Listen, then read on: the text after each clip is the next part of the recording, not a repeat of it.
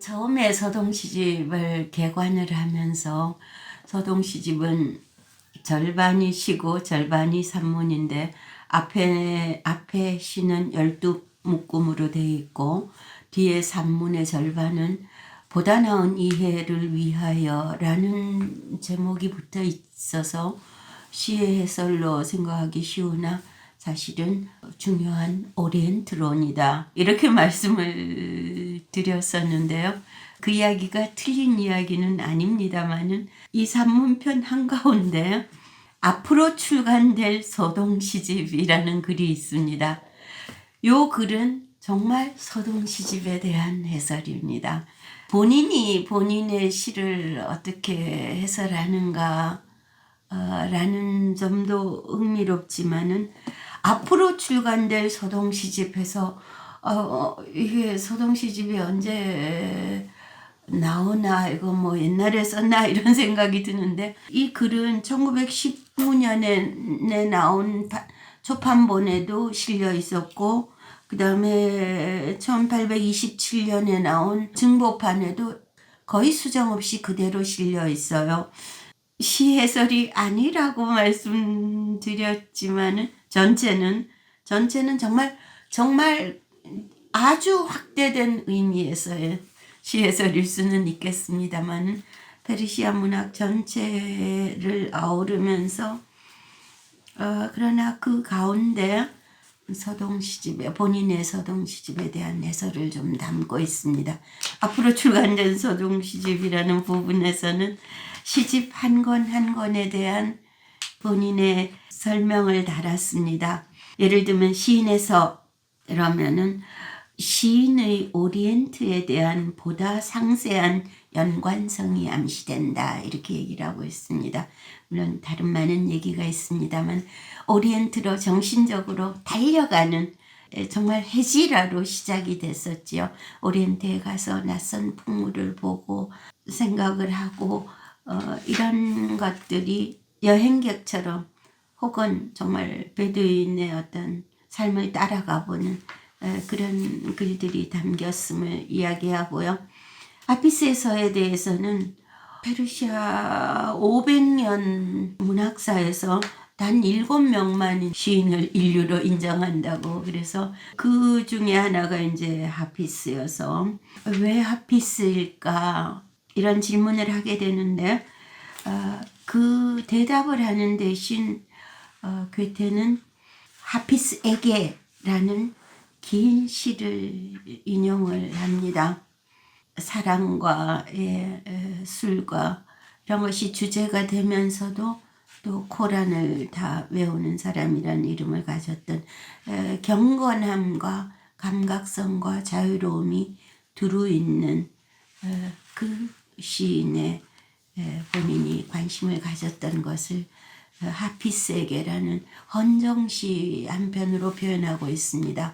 하피스에게 붙이는 시 한 편으로 본인의 심경을 동질감을 표현을 했고요. 그다음에 사랑에서에 대해서는 사랑에서에는 처음에 이제 6쌍의 사랑에 모범이 되는 사람들이 나왔었는데 그다음에 이렇게 하나 덧붙이네요.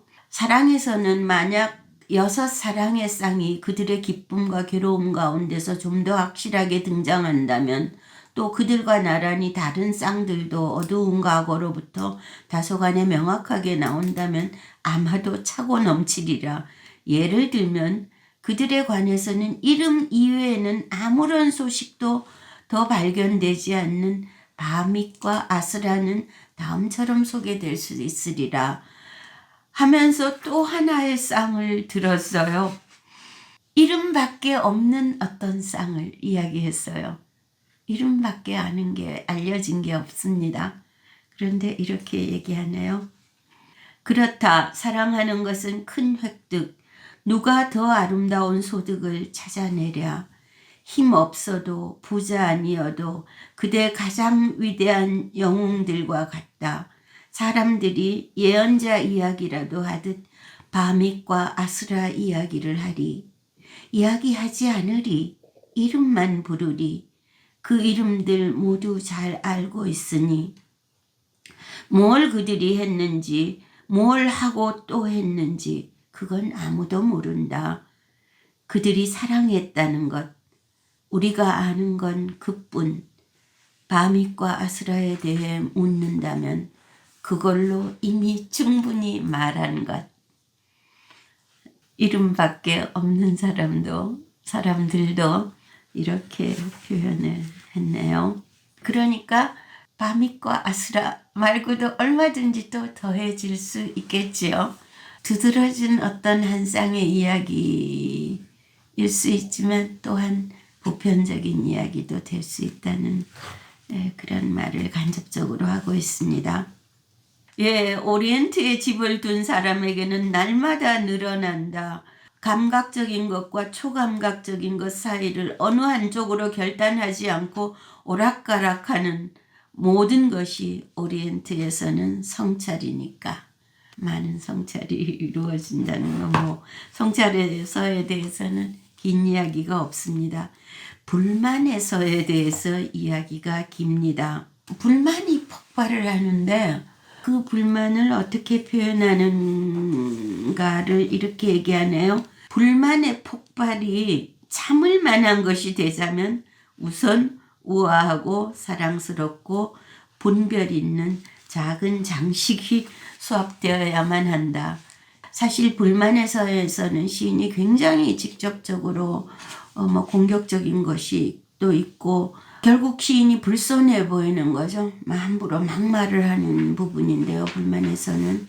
그래서 시인의 불손함에 대해서 좀 성찰을 해요.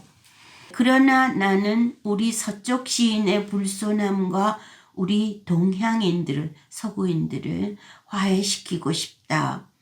오리엔트의 성격이 어느 정도 표현되자면 얼마만큼의 과장도 서동 시집에 없지 않을 테니 말이다. 이런 구절이 나오는데요. 우리 서쪽 시인의 불손함과 우리 동양인들, 즉 독일 사람들을 화해시키고 싶다는 얘기예요. 그럼 우리 서쪽 시인이 뭐지? 하는 생각이 드는데 괴테 자신입니다. 이러네요. 그 불만의 시편에서 괴테가 정말 불손하게 함부로 막 얘기했단 말이에요. 그래서 자기의 불손을 나의 독자들이 이해해 주기 바란다. 이런 뜻입니다. 그래서 자기가 막 얘기한 것을 또 이렇게 이런 것도 다 오리엔트를 이해하는 데 도움이 되는 태도다. 뭐 이렇게까지 얘기한 것이지요. 아무튼 위트이기도 하고 그야말로 이게 뭐지? 하는 느낌을 주는 구절이기도 합니다. 서동시집 불만편에서는 그렇게 불손하게 말을 했지만 실제로는 그렇게 불손에 빠질 수가 없어서 사실 자기 전제전과 어떤 투쟁도 하지 않았고 군주를 기리는 시도 썼습니다. 그리고 또 중요한 사람들 찬양하는 시도 썼습니다. 사실 실생활에서는 이런저런 기리는 시도 썼다는 것이죠. 자기 자신에 대한 평가와 변명이 아울러 들어있어서 좀 재미있는 부분입니다. 지혜에서는 지혜에서는 다른 어떤 시편보다도 분량이 많이 늘어나게 될 것이다. 그건 당연한 얘기입니다. 별 설명이 더 많이 있지 않습니다. 성찰에서, 불만에서와 거의 한 묶음으로 되어 있는 부분이고요. 티무르에서에 대한 설명이 재밌습니다. 티무르에서는 앞에서 살펴본 대로 서동시집 전체 묶음 중에서 미완성인 부분입니다. 초반본에 미완성이고 수정본에서도 다시 미완성이고 그런 부분인데요. 티무르는 아무튼 너무나 폭군의 예인데요. 그 티무르를 어찌됐건 볼레옹을 생각하면서 소환을 했고요. 그러면서 완성을 못 시켰습니다. 그 이야기에 대해서 이렇게 얘기를 하네요. 티무르에서는 실은 겨우 기초가 놓였고 완성이 되자면 몇 해가 더 가야 하리라. 완성 못 시켰습니다. 너무 가까운 의미심장한 세계사를 나폴레옹을 생각했다고 그랬죠. 좀 더 높은 곳에서 조감하게 되면 우리는 그만 위축되는데 그러기를 그만하면 이 비극은 명랑해질 수도 있다. 무서운 세계사를 황폐화시킨 장본인의 제멋대로인 행군 동반자이자 막사 동거인인 나스레딘 호자를 이따금씩 등장시킬 결심을 하면 말이다.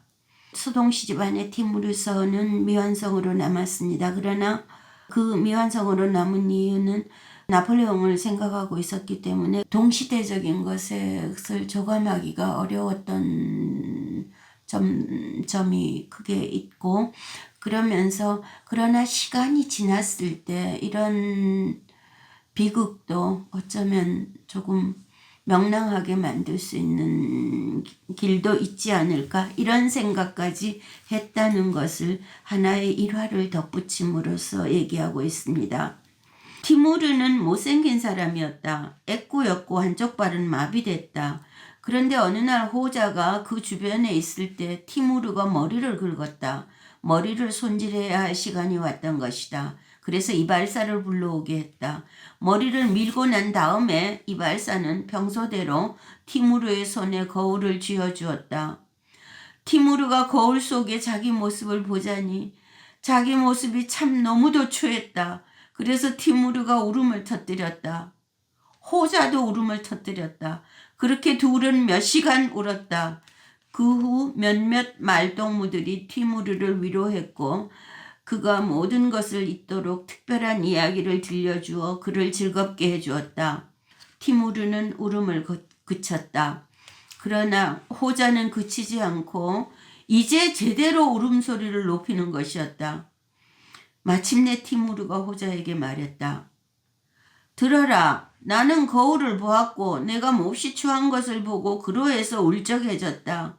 내가 황제일 뿐만 아니라 많은 재산과 여자 노예도 있는데도 이렇게 못생겼기 때문에 울었다. 그런데 너는 왜 아직도 울음을 그치지 않는 거냐? 호자가 대답했다. 폐하께서야 단 한 번 거울로 폐하의 얼굴을 보시면서도 스스로를 바라보는 것을 견뎌낼 수 없어 그렇게 우셨는데 밤낮으로 폐하 얼굴을 보아야 하는 저희는 어찌해야 합니까? 저희가 울지 않으면 대체 누가 울어야 한단 말입니까? 그래서 제가 울었습니다. 티무르는 정신 나가도록 웃었다. 이렇게 이야기 하나를 덧붙였네요.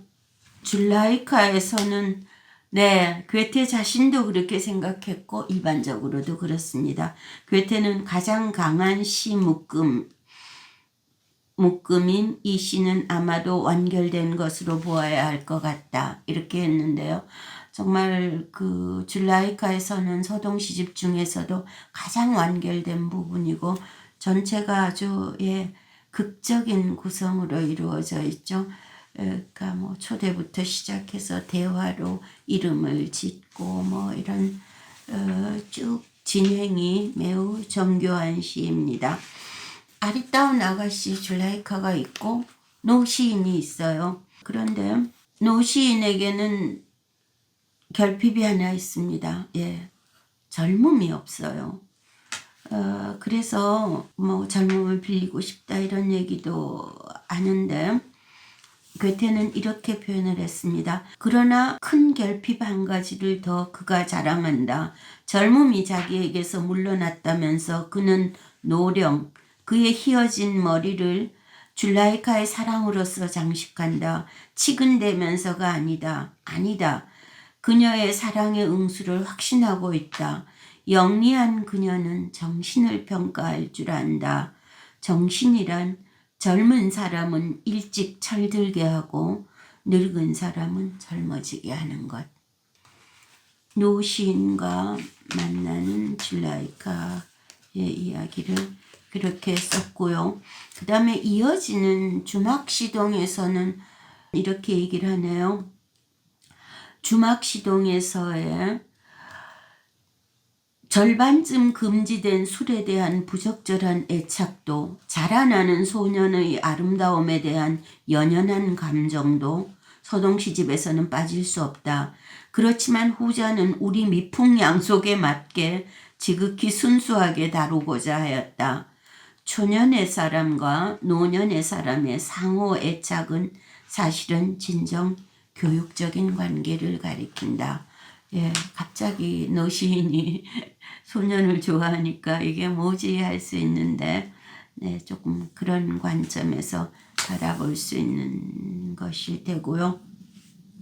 비유에 대해서는 다시 이렇게 오리엔트의 비유들을 통해서 지혜들이 개진되고, 배화교도에서는 간략히 언급됐는데 훨씬 더 드높은 차원을 열고 싶었다는 신경이 피력되고, 특히 산문을 배화교도들의 이야기로 시작했었죠. 그래서 태양을 향해 가는 그런 것으로 묘사했습니다. 예, 그 다음에 낙원에서는 한번 읽어보겠습니다. 길지 않습니다. 이 이슬람 신앙의 지역에도 아직 놀랍게 아름다운 장소가 많다. 낙원 속의 낙원들, 거기서 즐겨 지내고 즐겨 정착하고 싶도록. 농담과 진지함이 여기서는 사랑스럽게 뒤섞이고, 거룩해진 일상적인 것이 더 높은 곳, 그리고 가장 높은 곳에 이르도록 우리에게 날개를 달아준다. 무함마드의 기적의 말을 타고 온 하늘을 날아다니는 것을 무엇이 시인에게 가로막으랴. 높은 곳으로부터 쿠란이 완벽한 형태로 예언자에게 내려졌던 저 신성한 어둠을 왜 그가 경외심에 차서 기리지 않으랴. 여기에는 얻을 것이 참으로 많다. 이렇게 간략히 설명했는데요. 농담과 진지함이 뒤섞여 있다는 이런 요약이 특별하게 와닿습니다. 시인이 후리와 나누는 대화들에서도 진지함과 또 섞여 들어가는 그 농담 같은 요소들이 있고, 또 제일 마지막에도 천국에 들어갈 수 있는 사람이 그렇게 제한되어 있는데 또 개 한 마리가 따라가는 이런 그 위치도 있습니다. 그 최종적인 것, 이것의 엄숙함과 진지함에 거기에 농담 같은 요소가 뒤섞여서 이 코멘트가 많은 생각을 하게 하는데요. 사실 파우스트에 대해서 괴테가 한 말도 비슷합니다. 이 진지한 농담이라고 요약을 했거든요. 그래서 엄숙한 주제이지만 그렇다고 뭐 비장하게만 다루는 것이 아니고, 또 언제나 어떤 농담이라고 불러도 좋을 명랑함, 쾌활함이 그 비극을 감내하고 통솔하는 어떤 시인의 한 요소로서 작용하는 것이죠. 인생은 어차피 비극일 수도 있고 진부할 수도 있지만 그것을 진지하게도 받아들이면서 또한 명랑함으로 가벼움으로 수렴해내는 이런 노시인의 태도를 여러 군데에서 확인할 수 있습니다. 네. 서동 시집에 대한 시인의 설명을 전하면서 제가 조금 더 붙였습니다. 감사합니다.